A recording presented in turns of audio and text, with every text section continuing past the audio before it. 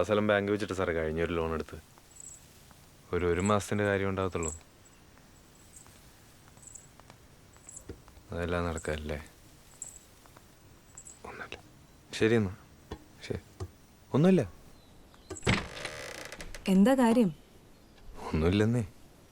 ഏയ് എന്നോട് കള്ളം പറയണ്ട. ജിജിയായിട്ട് വഴക്കിട്ടോ? ഒന്നുമില്ല. നമ്മുടെ കാര്യം അറിഞ്ഞോ ആരെങ്കിലും? ഇല്ല. ഇത് രണ്ടും അല്ലെങ്കിൽ പിന്നെ കാശിൻ്റെ എന്തെങ്കിലും പ്രശ്നമായിരിക്കും. ഞാനും ജോബിഷും കൂടെ ഒരു പ്ലാൻ ഇട്ടായിരുന്നു. എൻ്റെ ചേട്ടനൊരു 3-4 കൊല്ലം കൂടി ഗൾഫിൽ നിന്ന് വരുന്നുണ്ടായിരുന്നേ. അപ്പോൾ കുറച്ച് സ്വർണം കൊണ്ടുവരാനുള്ളൊരു പരിപാടി. എയർപോർട്ടിൽ നിന്ന് കടന്നു പോന്നു. പക്ഷെ വഴി വെച്ച് സ്ക്വാഡ് പൊക്കി. എന്തിനാണ് ഈ ആവശ്യമില്ലാത്ത പണിക്ക് പോയത്? ഞാൻ ഇസ്രായേലിൽ പോകാൻ കുറച്ച് പൈസ പെട്ടെന്ന് സെറ്റ് ചെയ്യാൻ വേണ്ടി ചെയ്തതാ. പലരെയും വിളിച്ചു നോക്കുന്നുണ്ട്. 4-5 ലക്ഷം രൂപ വേണം ചേട്ടനെ ഇപ്പം ഇറക്കാൻ. വ്യക്തമായിട്ട് പറ, 4 ആണോ 5 ആണോ? 4 ലക്ഷം രൂപ എൻ്റെ ഫൈൻ. പിന്നെ ഈ കിമ്പിളും എല്ലാം കൂടെ ഒരു രൂപ വരുമായിരിക്കും. ഇത്രയും പൈസ ഞാൻ എവിടെ പോയി ഉണ്ടാക്കുന്നു. രക്ഷപ്പെടാൻ വേണ്ടി ചെയ്തതാ. തൽക്കാലം ബെല്ല് ഇതൊക്കെ കളഞ്ഞിട്ട് അച്ഛൻ്റെ അടുത്തേക്ക് ചെല്ല്. നമുക്ക് വഴി ഉണ്ടാക്കാന്നേ. ചെല്ല്.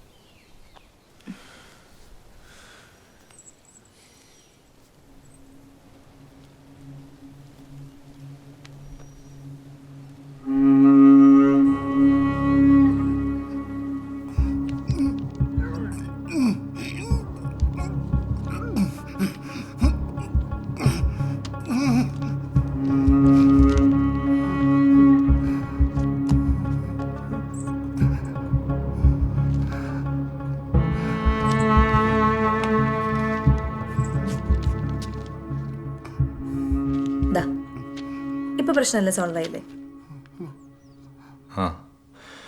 പക്ഷേ ഈ പൈസ ഞാൻ സാലറി അഡ്വാൻസ് ആയിട്ട് കൂട്ടിക്കോ.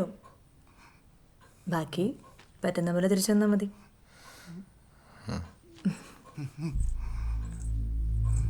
സലണ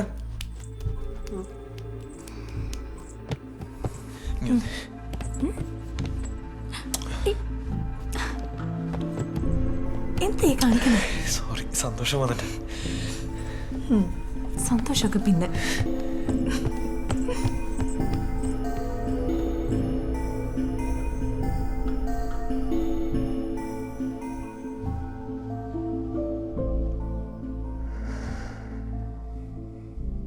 ഈ കിടപ്പ് ഭയങ്കര കമ്പിയ ആണോ? എന്നാ ഇത് അധികകാലം ഉണ്ടാവും തോന്നില്ല. അമേരിക്കയിലുള്ള അച്ഛൻ്റെ അനിയനും പിന്നെ ആദ്യത്തെ ഭാര്യയും മോളും ഒക്കെ ഇറ്റലിയിൽ നിന്ന് വരുന്നുണ്ടെന്ന് പറഞ്ഞു. അവര് വന്നോട്ടെ, വന്നിട്ട് അവരങ്ങ് പൊക്കോട്ടെ. അവരങ്ങനെ വെറുതെ വരുന്നൊന്നുമല്ല.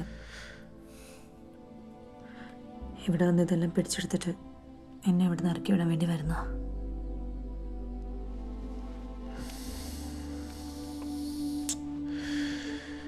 എങ്ങനെ? എന്തോ വിൽപ്പത്രമൊക്കെ ഇല്ലേ? അച്ഛൻ മരിച്ചു കഴിഞ്ഞാലല്ലേ ഈ വിൽപ്പത്രത്തിലൊക്കെ കാര്യമുള്ളൂ. അതിനുമുമ്പ് അവരോട് വന്ന് എന്നെ ഇറക്കി വിട്ടിട്ട് കേസ് കൊടുത്താലോ? അങ്ങനെ ഇറക്കി വിടാൻ പറ്റുമോ? ഈ അച്ഛൻ്റെ ഭാര്യയില്ലേ? അല്ല, അച്ഛൻ്റെ ഭാര്യ എന്നുള്ള കാര്യം എന്നെ ഓർമ്മിപ്പിക്കല്ലേ.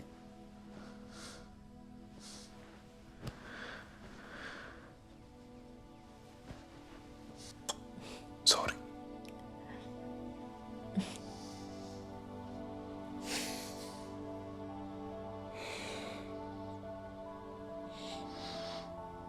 നീ എന്തിനാ അയാളെ കെട്ടാൻ പോയത്?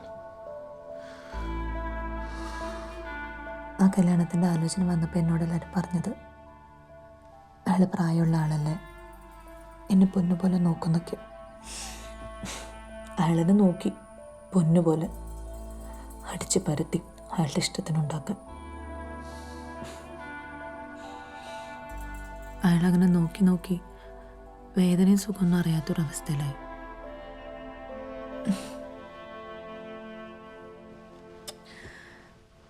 നീ വന്നു കഴിഞ്ഞപ്പോഴാണ് എനിക്കൊരു മാറ്റം തന്നെ തോന്നിയത്.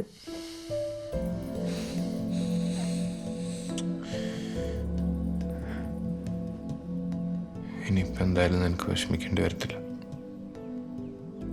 ഞാനില്ലേ ഇപ്പൊ കൂടെ. എൻ്റെ പിമ്പായിട്ടായിരിക്കും. അതെന്നെ വർത്താനോ അതെന്നെ പറയുന്നേ? പിന്നെ നിനക്ക് എന്ത് ചെയ്യാൻ പറ്റുന്ന ബെൽ?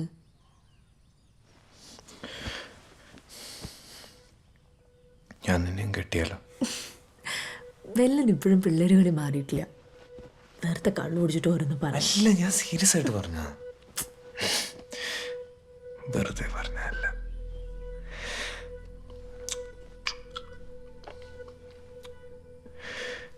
ചേച്ചി മോളൊക്കെ ഇപ്പം എൻ്റെ മനസ്സിൽ നിന്നേ പോയി. നമുക്ക് രണ്ടുപേർക്കും ഇങ്ങനെ ഒരുമിച്ച് ജീവിച്ചാൽ പോരെ, സുഖമായിട്ട്.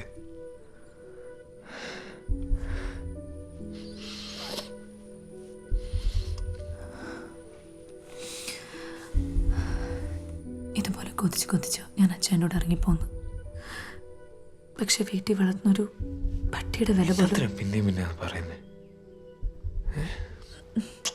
അത് വിട്, നമുക്കിങ്ങനെ നമ്മൾ മാത്രമായിട്ട് ഹാപ്പി ആയിട്ട് പോവാം. ബെല്ലനൊരു കാര്യം അറിയോ? ഞാൻ എത്ര പ്രാവശ്യം മരിക്കാൻ ശ്രമിച്ചിട്ടുണ്ടെന്ന്. എന്നാ മണ്ടത്തരോ അതൊക്കെ? ഈ എല്ലോ സച്ചായനായാലും വേറെ എന്നാ വന്നാലും നമ്മൾ പിടിച്ചു വെക്കുമല്ലേ വേണ്ടേ?